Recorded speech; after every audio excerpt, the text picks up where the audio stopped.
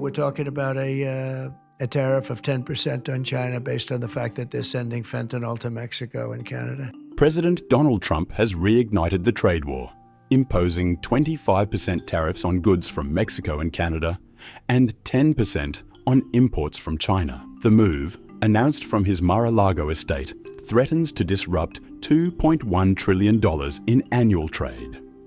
The tariffs fall under the International Emergency Economic Powers Act, with Trump citing fentanyl trafficking and illegal immigration as his justification.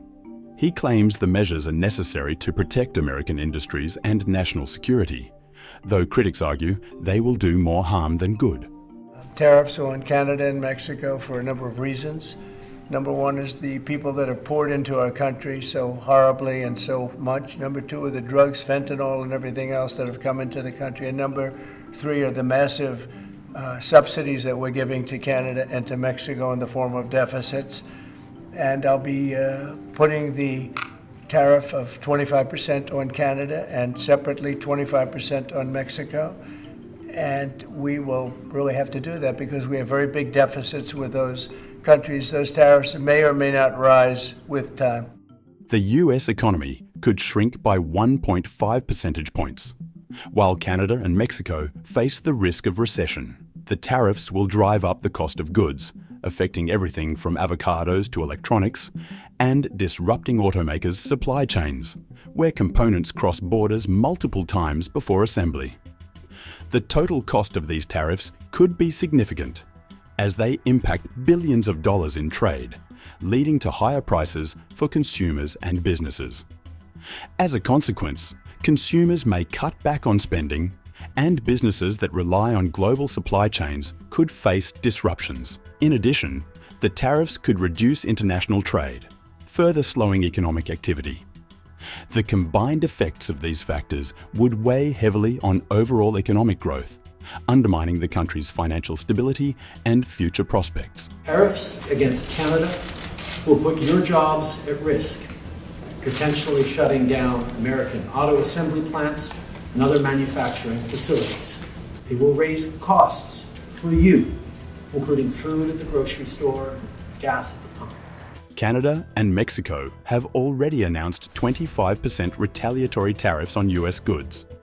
Prime Minister Justin Trudeau warned that these tariffs could lead to job losses in the US and rising costs for consumers, including higher food and fuel prices. Mexican President Claudia Sheinbaum has vowed to defend Mexico's economic interests, but remains open to diplomatic talks. China has taken a more measured approach, condemning the tariffs but leaving the door open for negotiations. The Chinese government plans to challenge the tariffs at the World Trade Organization, while considering additional countermeasures. For US households, the financial burden will be significant. The Tax Policy Center estimates that tariffs could reduce household incomes by 1%, adding about $1,000 in extra annual costs per family. Even goods made in the US will become more expensive, as manufacturers rely on imported components from tariffed countries. The constant investment of our savings through good times and bad has enabled our competitive business system to continue to increase the production of more and better goods to meet the demands of our rising population for a better standard of living. Financial markets are bracing for turbulence. The Mexican peso could drop by 10%, and Wall Street analysts predict a 2.8% decline in S&P 500 earnings, particularly hitting automakers and manufacturers reliant on international supply chains. Speculation continues about Trump's long-standing idea of absorbing Canada as the 51st state, a notion he has previously floated in private conversations.